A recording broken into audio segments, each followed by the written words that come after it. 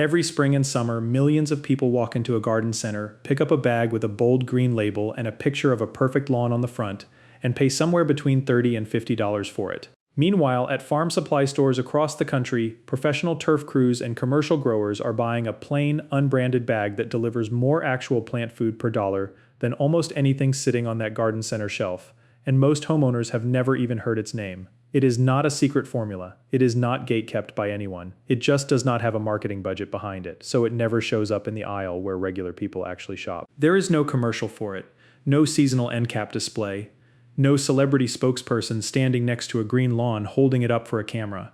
It just sits quietly in the agricultural section doing the exact same job for a fraction of the price. Before I get into what it actually is, tell me in the comments what your lawn has been struggling with lately, whether that is bare patches, pale color, or something you cannot quite figure out, because I read every comment and it genuinely helps me know what to cover next.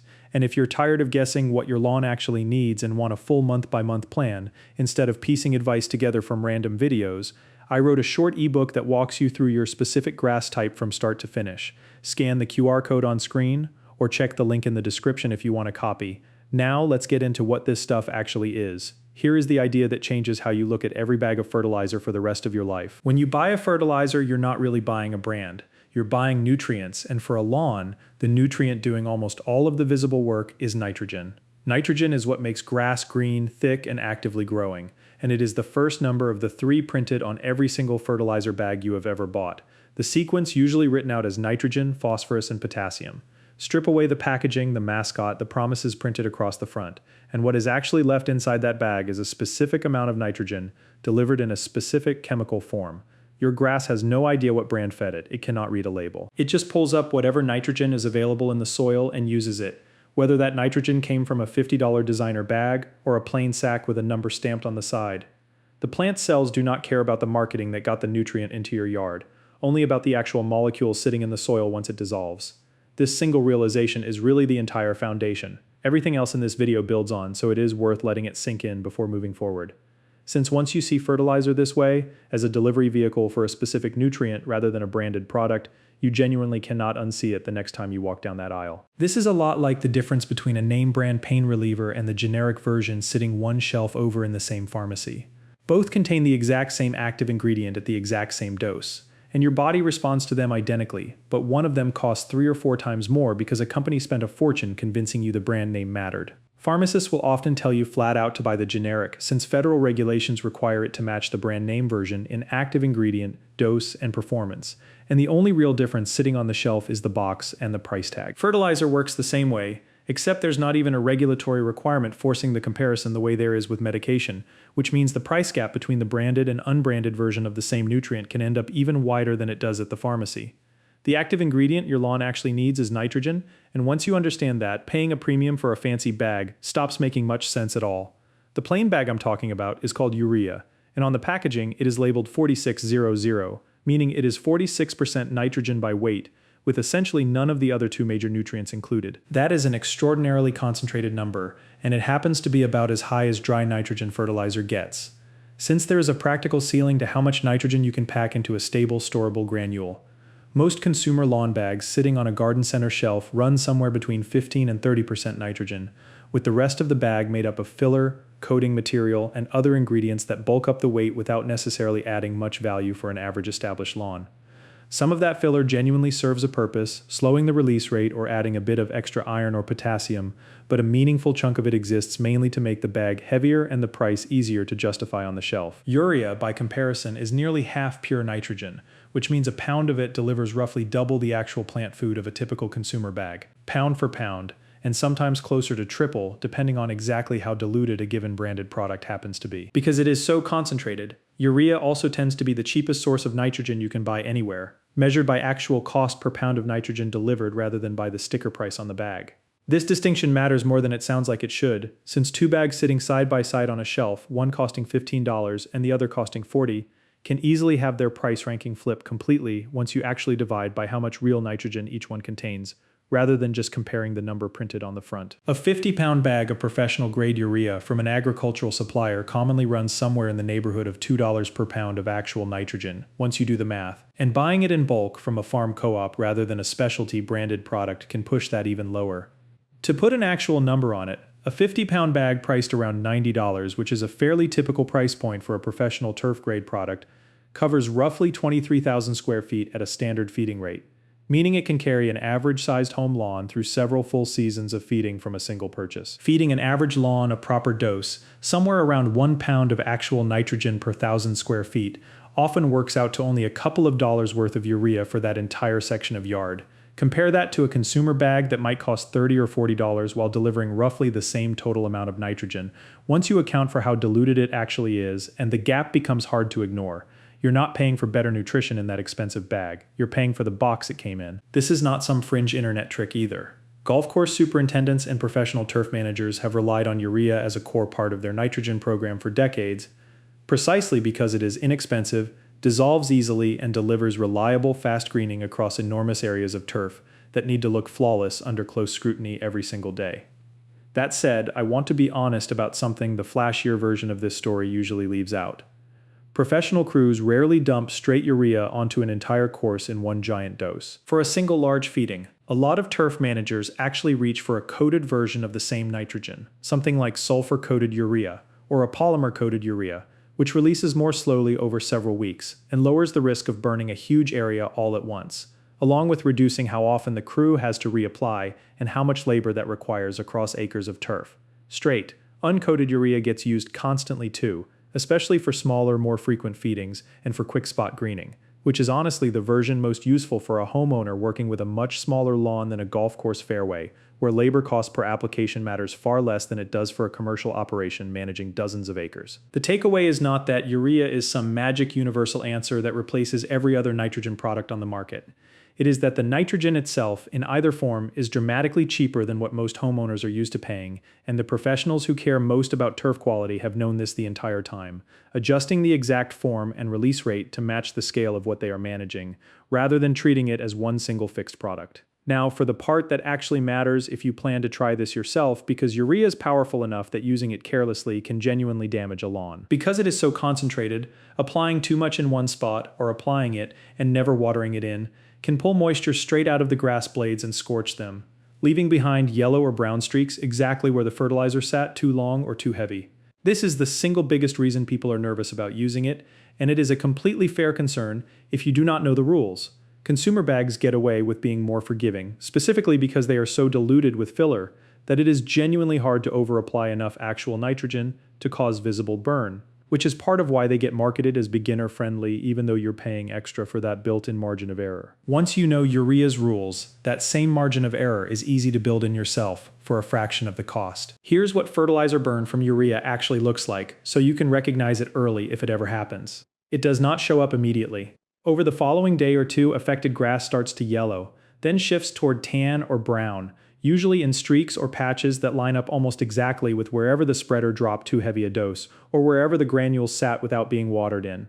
The tips of the blades tend to scorch first, since the concentrated nitrogen is actively drawing moisture out of the plant tissue faster than the roots can replace it. In more severe cases, you get a clearly defined dead strip running right alongside otherwise healthy green grass, which is usually the giveaway that you're looking at fertilizer burn, rather than disease or pest damage. Since disease rarely produces such a sharp, straight-edged pattern, and a pest problem tends to spread outward in a less geometric shape entirely.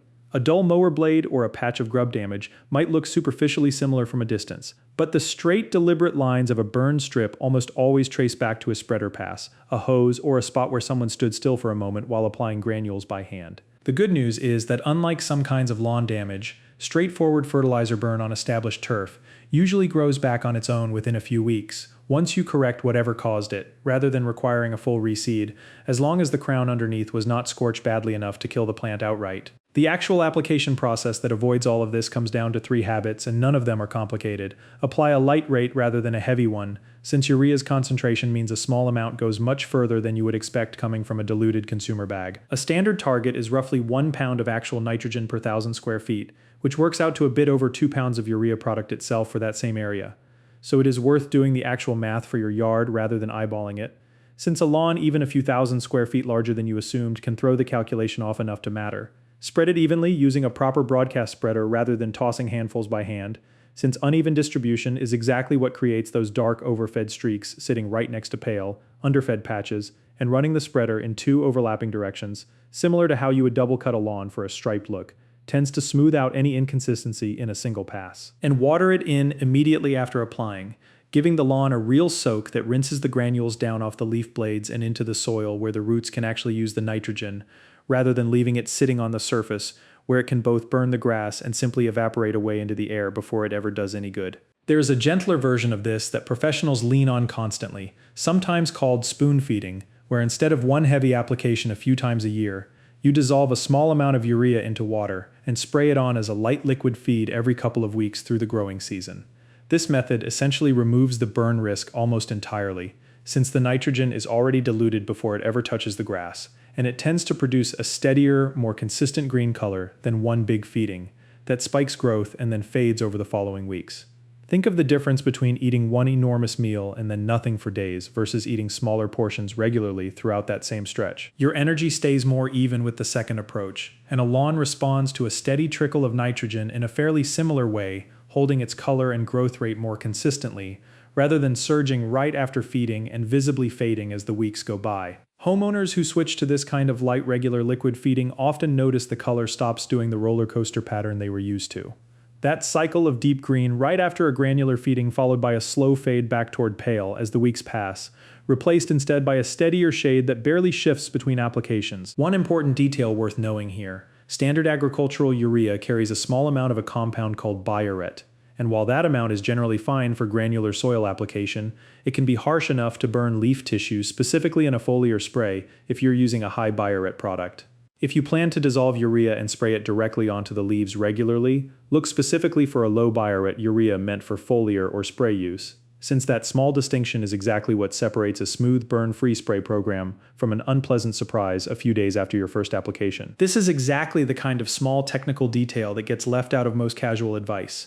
And it is precisely why I put together a full ebook covering the specifics for your grass type rather than trying to squeeze every nuance into a single video. The QR code is on screen now, or check the link in the description if you want a copy. As for where you actually find this stuff, since it is not sitting on the end cap display at a big box store next to the branded products, farm and ranch supply stores, agricultural co-ops, and many independent garden centers carry it if you ask for it specifically by name, Urea 4600.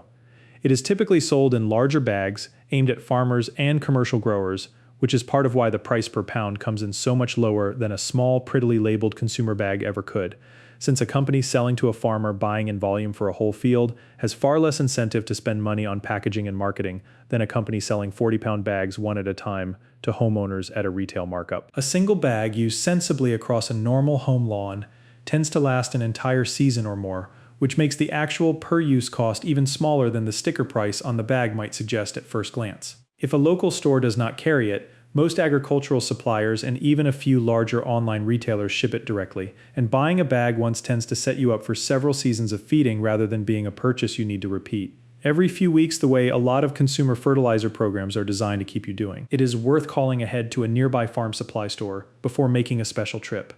Since inventory varies by season, and some stores stock it heavily in spring while running lower through the rest of the year, especially in areas with a strong agricultural presence nearby where farmers are buying it by the pallet rather than the bag. I also want to be straightforward about a couple of honest trade-offs because pretending this product is flawless would not actually help you. Urea is a fast, quick-release nitrogen source, which means it greens the lawn up quickly but does not feed it steadily over as long a stretch as a slow release. Coated product would, typically showing visible results within a week or two, rather than delivering nutrition gradually over a month or more. In practice, that just means feeding smaller amounts more often instead of one or two big applications a year, which, if you're already spoon-feeding with a liquid application, is barely a downside at all, since you were already planning on frequent light feedings rather than a couple of large ones. Urea also loses some of its nitrogen to the air through a process called volatilization if it sits on the surface in warm, dry conditions without being watered in promptly, which is exactly why that third rule, water it in right away, is not optional. And skipping it does not just risk burning the lawn, it also wastes a portion of the exact nutrient you just paid for. And because urea is pure nitrogen, it does not supply phosphorus, potassium, or micronutrients like iron, the way a complete fertilizer blend does. So a simple soil test is worth running periodically to confirm your lawn is not actually missing Something else nitrogen alone cannot fix, since a lawn genuinely low on phosphorus or potassium will not fully respond to nitrogen no matter how well you time and apply it. If you have been dealing with a lawn that never seems to hold its color for more than a week after feeding it, or you're tired of buying a new bag every few weeks without ever really understanding what you're paying for, drop a comment describing exactly what your yard is doing right now, since seeing the specific problem usually makes it a lot easier to figure out whether nitrogen timing, rate, or something else entirely is the actual issue. Building out a full feeding schedule based on your specific grass type and region, rather than reacting to whatever problem shows up next, is exactly what the ebook I put together is built around. The QR code is on screen now, or grab the link in the description if that sounds useful.